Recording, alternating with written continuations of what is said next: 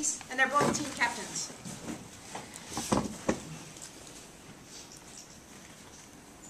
Hey guys, how do you go about not overlooking Akron? I mean, it's a team that you guys destroyed the last couple of years. I mean, you're heading into a Penn State game after that. You know, how do you go about making sure your teammates don't overlook Akron? Well, I think we've always just had a one game at a time mentality. Akron's a great team. We watched them on film. They're a very talented team and very well coached team. So there's no way you can overlook this team. This is a really dangerous team. It was a program on the uprise, and we have to bring our A game to beat them. So. Well, Akron has always had a great history. If you look back in the MAC, they've always been a great team that has always maybe not these last couple of years, but like they've always been a great team that has had great history. So I mean, you can't overlook a place with that type of tradition.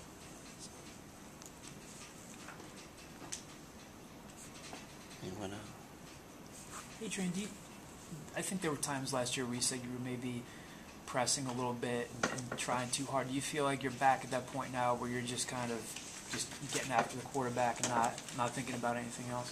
I mean, I'm just ready to do whatever I need to do for my team. That's all it is.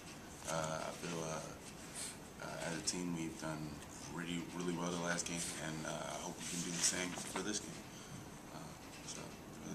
I was always trying to get to the group. That's all.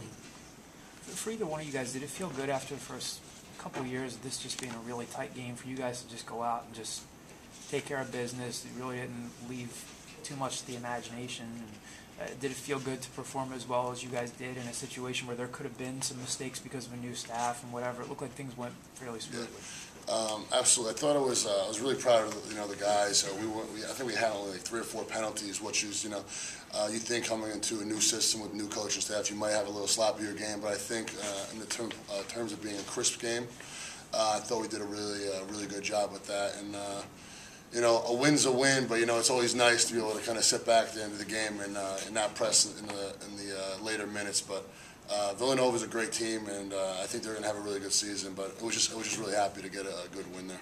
Steven talked about how he expects Akron to come out after playing Ohio State, go into their place, and I guess the team's going to respond one of 2 different ways. They could either really still kind of be down in the dumps about it, or they could come out fighting, and maybe you guys can relate to that too because of some of the tough teams you played on your schedule. Are you guys anticipating that they're going to be tough to deal with because they're coming off a game like that? Yeah, I remember.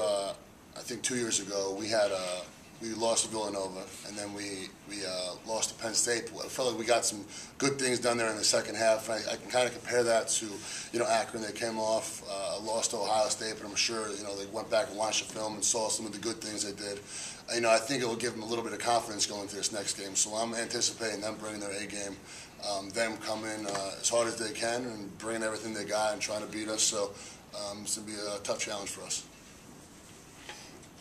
For you guys on the offensive line, do you just inherently like run blocking because you're attacking as opposed to taking that step back? Is it just a little extra fun when you guys are dictating the pace like that? Yeah, absolutely. I think you pretty much said it all right there. It's fun to kind of state the pace of the game and kind of get to push off the ball and open holes for we obviously have great running backs with Bernard and Matt. So I think it's really fun, and I think it gives us a self satisfaction. No offensive linemen don't get a lot of the credit often, but when you put the film on in front of your teammates and you see that you made a devastating block or a really good block to spring a touchdown, that gives you the respect from your teammates. So.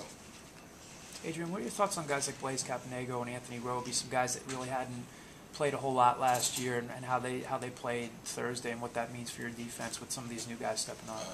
One more time, can you say one? Like guys like Anthony Roby and Blaise Capanego, what does it mean when those guys are starting to, at least from what we saw Thursday, that those guys are starting to become playmakers after just being kind of young and inexperienced last year? I mean, I would say they're great players. I mean, just to see both of them coming up, I mean, this is a great thing. I mean, it kind of like shows like a void maybe that to see DBs doing so well. I mean, to see Anthony Roby making sacks and doing what he was doing, it kind of reminded me like of Jaquan. And I mean, if him and Kroby can keep doing so well, I mean, they might fill that void where Jaquan left off. also with Cappy, he's coming along well. He's doing a very, very great job. So.